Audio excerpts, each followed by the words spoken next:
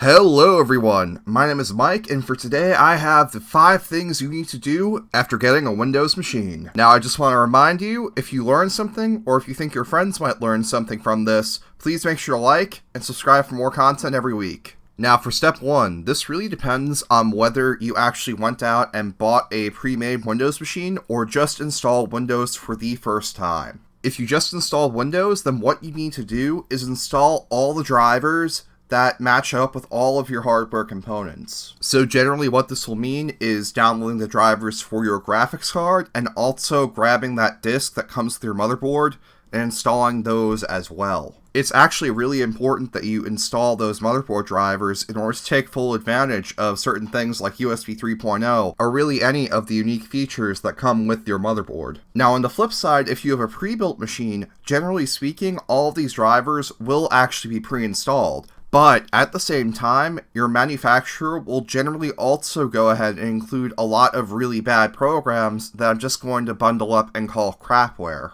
Now, while you could go ahead and remove these individually, most people, 1, don't have the time to do that, and 2, don't have the knowledge to know what to remove and what to keep. So instead, I'm going to actually recommend a program to do this for you known as PC Decrapifier, link in the description or on an annotation on the screen right now. Long story short, this goes ahead and automates that process while still leaving you in some control. So after you've gotten all of your drivers working and gotten all that crap removed from your computer, the next step is to actually go ahead and install all of the dependencies that you need. So this basically means everything you need to really run your computer. So, the runtimes like Java and .NET, some media players such as VLC, a PDF reader, your web browser, all that kind of stuff. That's what you need to install now. Now that being said, if you try and download all the stuff individually, there's a pretty good chance that some of it will actually come with more of that crapware. But again, there is a much easier way to do that, and that is using an online service called Ninite.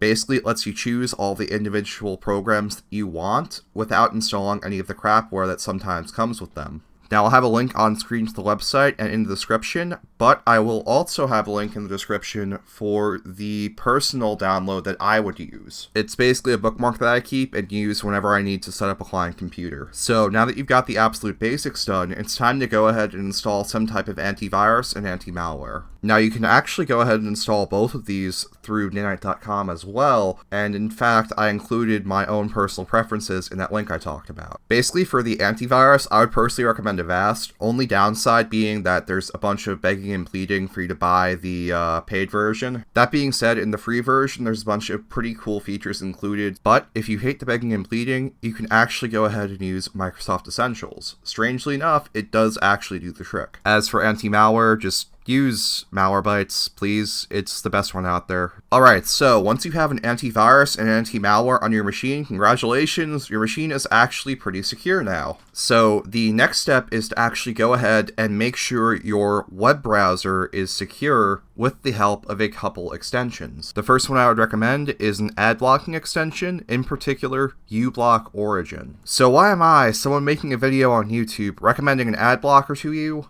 Well, it's because of something called maladvertising. I don't have too much time to get into this, but long story short, there are a lot of advertisements online that are actually going to give you some viruses. And of course, having an ad blocker will let you get around these. And the second extension I would highly recommend for you is something called Ghostery, because this thing will honestly protect your privacy. Again, links in the description for both of these. Now finally, doing all this probably took a while for you to set up. And unfortunately, there are times where we might get a virus or something random that forces us to, let's just say, nuke the computer from orbit. Now, there are one of 2 ways to do this. There is the smart way and there is the dumb way. Unfortunately, I have used the dumb way for a very long time. And that is to simply reinstall the OS. Again, not a very good idea because then you have to do all of this all over again. So, what you can do instead right now is go ahead and make a backup. Now, there are a lot of options to do this, but personally, I would highly recommend that you just use Windows built-in backup feature. Because we're running out of time, I cannot explain this to you in total, but what I will do is include a link to a tutorial on this in the description. So again, thank you for watching this video. If you think that it will help you or help a friend, then please leave a like and subscribe for new content every week. And one last time, Thank you so much for watching.